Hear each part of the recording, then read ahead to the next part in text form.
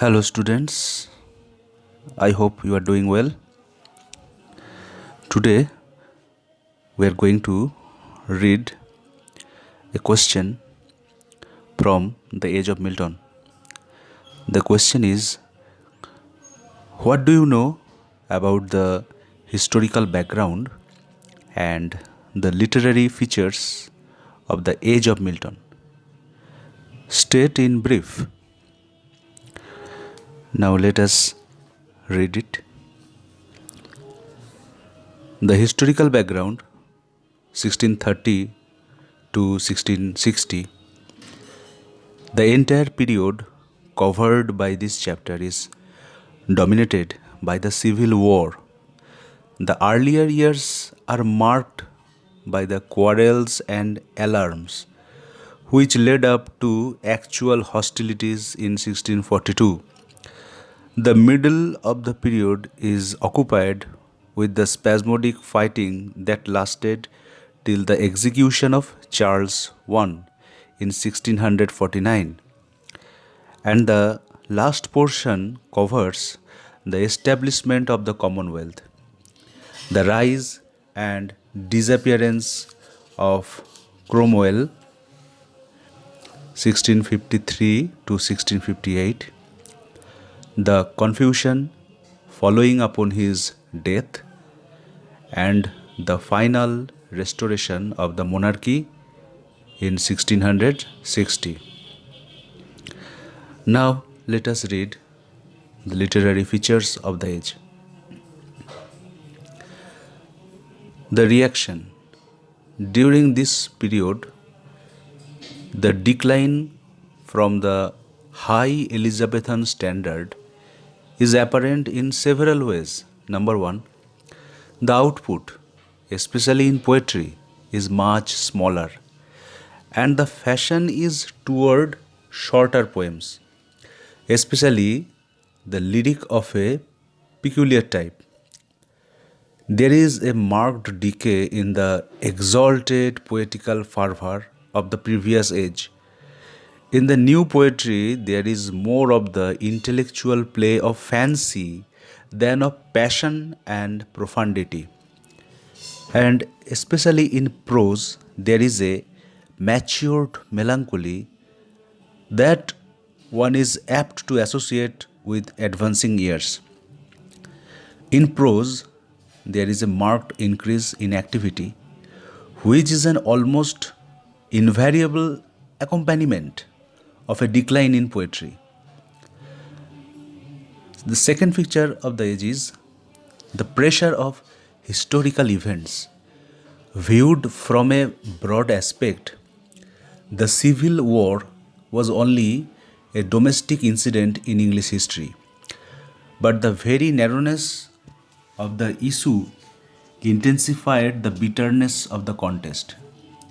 It divided the people into two factions, the Whig and Tory, and among other things, vitally affected the literature of the time.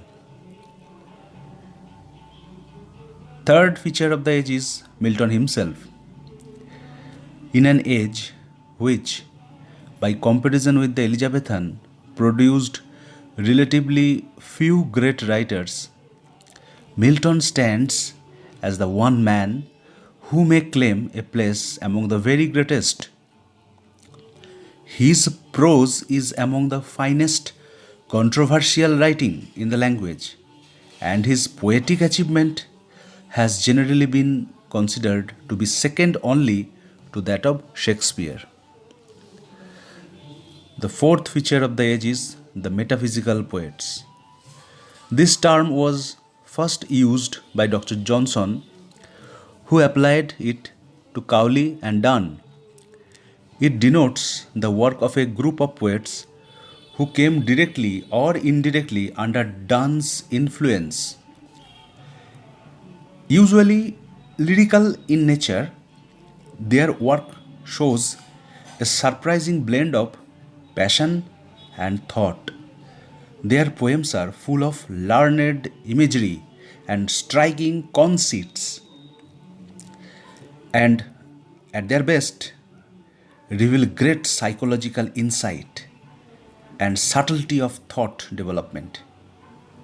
In this category are included Crashaw, George Herbert, Vaughan, and Andrew Marvell.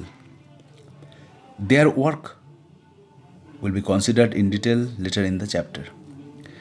Fifth feature, the Cavalier Poets.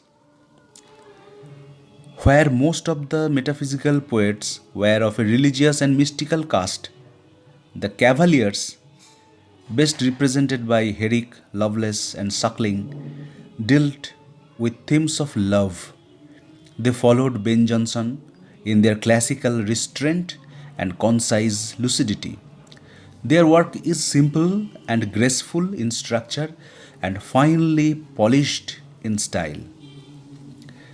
Sixth feature, the expansion of prose. The development of prose is carried on from the previous age. In spite of the hampering effects of the civil strife, the prose output was copious and excellent in kind. There was a notable advance in the sermon. Pamphlets were abundant, and history, politics, philosophy, and miscellaneous kinds were all represented. In addition, there was a remarkable advance in prose style. Seventh feature, the collapse of the drama. Many things combined the oppress the drama at this time. Many things combined to oppress the drama at this time. Chief among these were the civil disturbances and the strong opposition of the Puritans. In temper, the age was not dramatic. It is curious to note that Milton's greatest work, which in the Elizabethan age would probably have been dramatic in form, took on the shape of the epic. The actual dramatic work of the period was small and unimportant, and the unequal struggle was terminated by the closing of the theatres in 1642. Thanks for listening.